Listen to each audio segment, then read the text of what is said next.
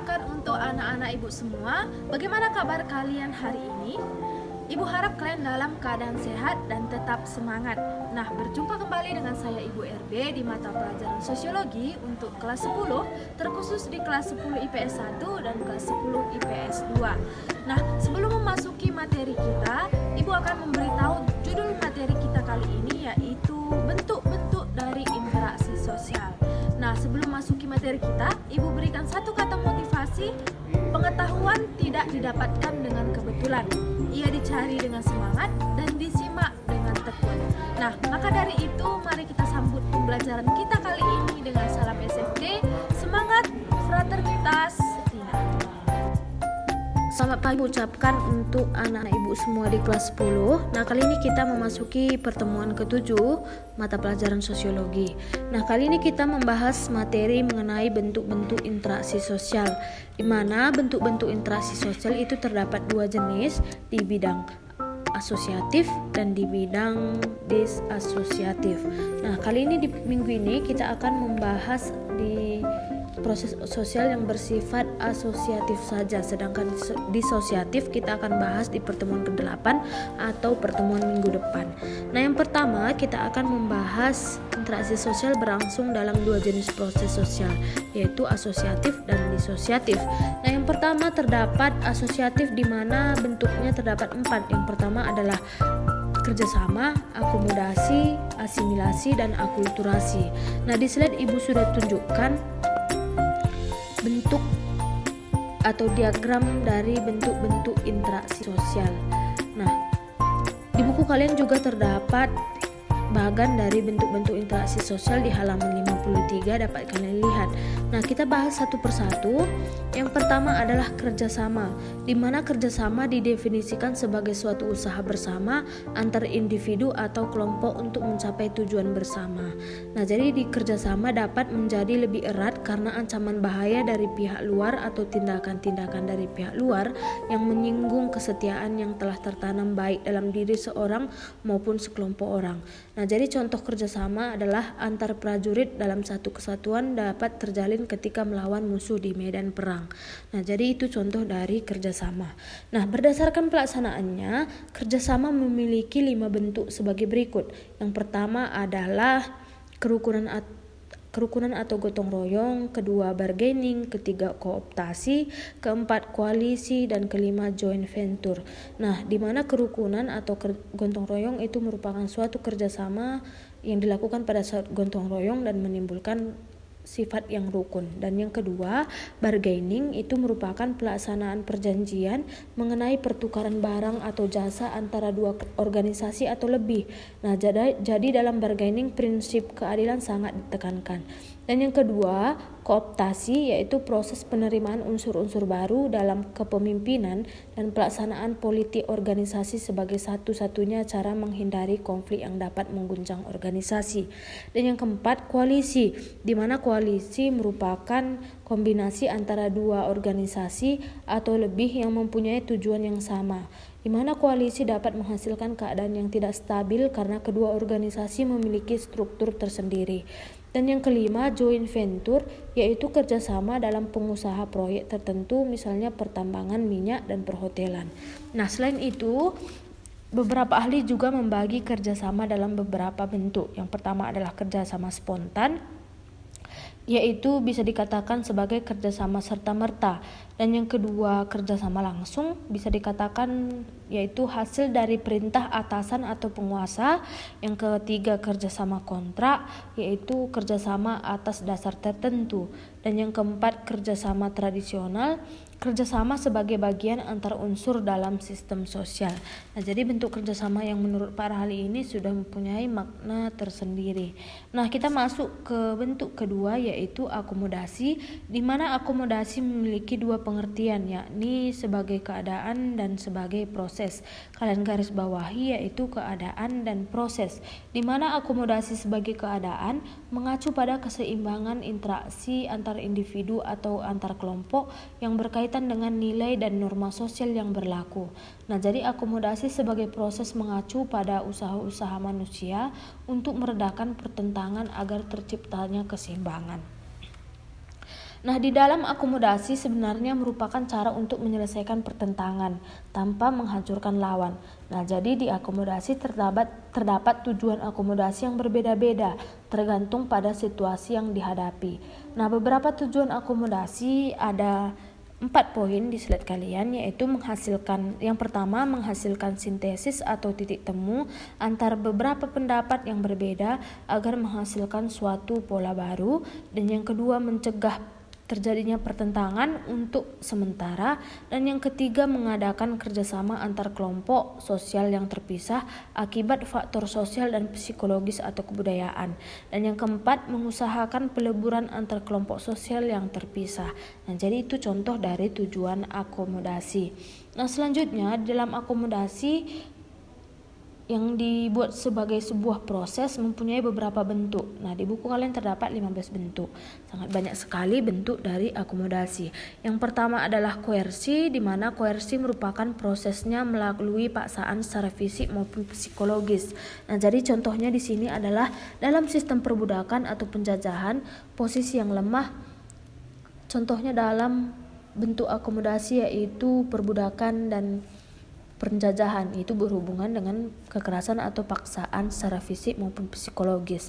Dan yang kedua, kompromi, di mana kompromi merupakan bentuk akomodasi ketika pihak yang terlibat saling mengurangi tuntunannya agar tercapai suatu penyelesaian. Contohnya seorang remaja meminta izin kepada orang tuanya untuk pulang jam 10 malam. Namun orang tuanya menghendaki agar anaknya pulang pukul 8 malam. Sehingga mereka melakukan kompromi dan sepakat bahwa batas malamnya adalah jam 9 malam. Dan yang keempat, mediasi, di mana mediasi hampir menyerupai arbitrase. Dalam proses mediasi, kedudukan pihak ketiga hanya sebagai penasihat. Pihak ketiga tidak memiliki wewenang mengambil keputusan untuk menyelesaikan masalah. Nah, jadi misalnya Indonesia menjadi mediator bagi terwujudnya perdamaian antara Korea Utara dan Korea Selatan. Nah, jadi yang menjadi pihak ketiga di contoh tersebut adalah Indonesia. Nah, yang selanjutnya adalah konsiliasi, di mana konsiliasi merupakan usaha untuk mempertemukan keinginan-keinginan pihak yang bertikai untuk mencapai suatu kesepakatan. Contohnya, mempertemukan wakil buruh dan perusahaan agar saling mengungkapkan keinginan mereka demi terciptanya kesepakatan bersama. Dan yang keenam, toleransi, yaitu bentuk akomodasi yang terjadi tanpa persetujuan formal. Terkadang toleransi timbul secara tidak sadar dan spontan akibat reaksi alamiah individu atau kelompok yang ingin menghindari perselisihan. Contohnya ketika sekelompok umat beragama sedang beribadah, umat agama lain tidak membuat keributan. Nah, jadi itu contoh dari toleransi atau menghargai sesama manusia. Selanjutnya, stalemate, yang terjadi ketika pihak-pihak yang bertikai memiliki kekuatan yang seimbang hingga akhirnya kedua pihak menghentikan pertikaian itu. Nah, contohnya seperti perselisihan antara Amerika Serikat dan Iran terkait isu nuklir atau persaingan antara blok barat dan blok timur berhenti dengan sendirinya tanpa ada pihak yang menang atau yang kalah. Nah, jadi itu contoh dari stalemate. Yang kedua, adjudikasi, yaitu cara menyelesaikan masalah melalui pengadilan.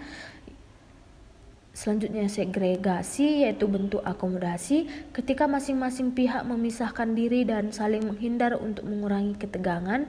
Yang selanjutnya, eliminasi, yaitu pengunduran diri salah satu pihak yang terlibat dalam konflik karena mengalah.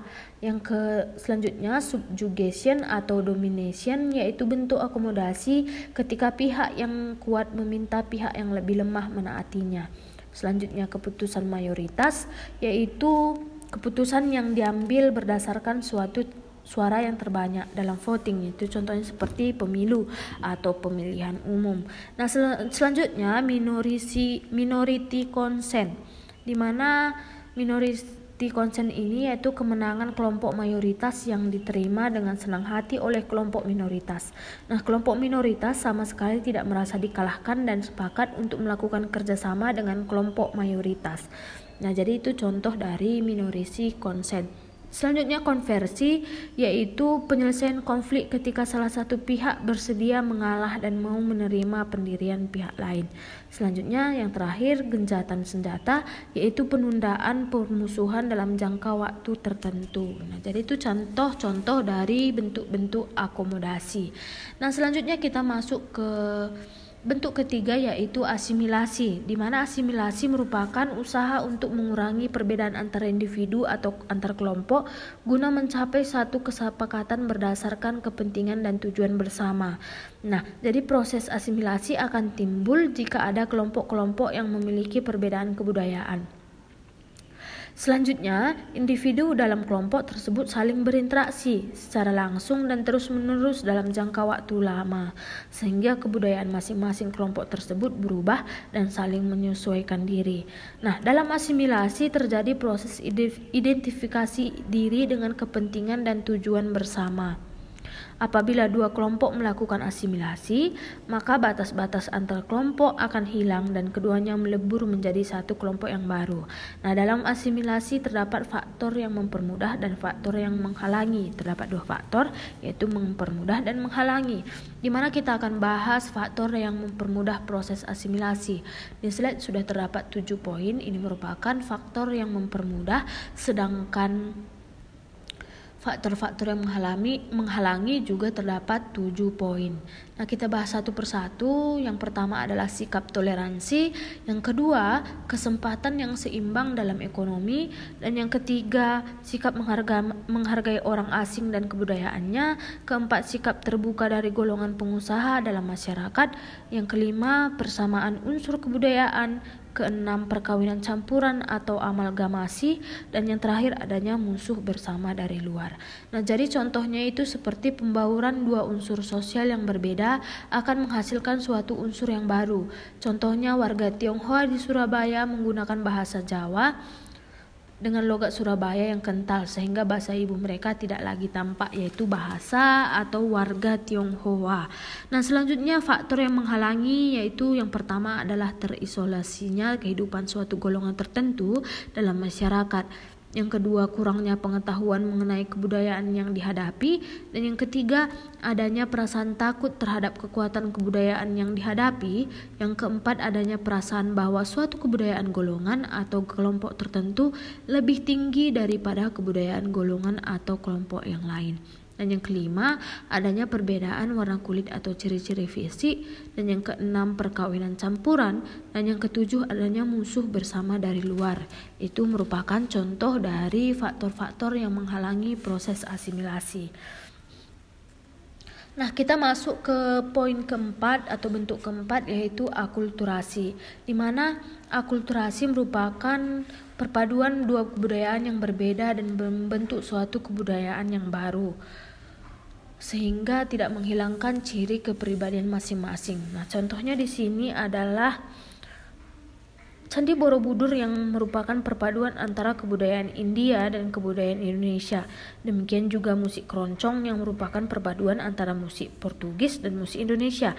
Nah, jadi kedua budaya tersebut yang awalnya berbeda dan disatukan menjadi sebuah kebudayaan baru tanpa menghilangkan ciri kepribadian masing-masing. Nah, jadi proses akulturasi dapat berjalan sangat cepat atau lambat tergantung dari persepsi masyarakat setempat terhadap budaya asing yang masuk. Apabila budaya asing itu masuk melalui proses pemaksaan, maka akulturasi memakan waktu relatif lama. Sebaliknya, apabila budaya asing itu masuk melalui proses damai, akulturasi akan terjadi secara cepat. Nah, jadi itu contoh dari akulturasi. Nah, di gambar juga sudah Ibu buat, yaitu dua kebudayaan berbeda membentuk sebuah kebudayaan baru dengan tidak menghilangkan ciri-ciri masing kebudayaan tersebut. Itu merupakan contoh dari Candi Borobudur yang merupakan perpaduan antara kelompok India dan kelompok Indonesia, yaitu India dan Indonesia menggabungkan kebudayaan sehingga menghasilkan kebudayaan yang baru tanpa menghilangkan ciri khas dari kebudayaan masing-masing. Nah, jadi itu contoh dari akulturasi. Nah, sekian materi kita kali ini, Naku. Dan tugas kita di pertemuan ke-7 ini, Ibu harap kalian dapat membuatnya semaksimal mungkin. Nah, jadi tugasnya adalah dari bentuk-bentuk interaksi sosial ini dalam poin kedua yaitu akomodasi, di mana akomodasi itu terdapat 15 bentuk yang terdapat di buku kalian di halaman 55. Nah, jadi Ibu minta kalian menuliskan makna dari 15 bentuk tersebut dan contoh dari 15 bentuk tersebut. Contohnya seperti yang pertama tadi adalah koersi, yaitu bentuk akomodasi yang prosesnya melalui paksaan secara fisik maupun psikologis. Dalam koersi, salah satu pihak berada dalam posisi yang lemah. Nah, contohnya adalah dalam sistem perbudakan atau penjajahan. Itu merupakan contoh dari koersi. Nah, jadi 15 bentuk itu kalian tuliskan makna dan contohnya dalam buku gambar A4 dan kalian buatlah sekreatif mungkin dengan menggunakan pensil warna atau tinta warna dengan menggunakan hiasan-hiasan yang menurut kalian menarik sehingga hasilnya memuaskan. Nah, Ibu harap kalian dapat mengerjakannya dengan semaksimal mungkin dan mengumpulkannya tepat waktu. Dan di pertemuan ke-8 Ibu akan memilih hasil-hasil yang terbaik dan menampilkannya dalam awal video pembelajaran kita di pertemuan ke-8. Jadi, Ibu harap kalian membuat tugas tersebut dengan sekreatif mungkin dan menunjukkan kreatif diri kalian masing-masing. Nah, Ibu tunggu hasilnya dan Ibu akan tampilkan di video pembelajaran untuk minggu depan di pertemuan ke-8. Nah, apabila kalian ingin bertanya mengenai tugas atau materi kita, dapat meninggalkan komentar di kolom komentar YouTube dan kolom komentar Google Classroom dan Ibu tunggu pertanyaannya baik mengenai tugas dan mengenai materi. Dan Ibu tutup pertemuan kali ini dengan salam SFD, semangat, fraternitas, Dina.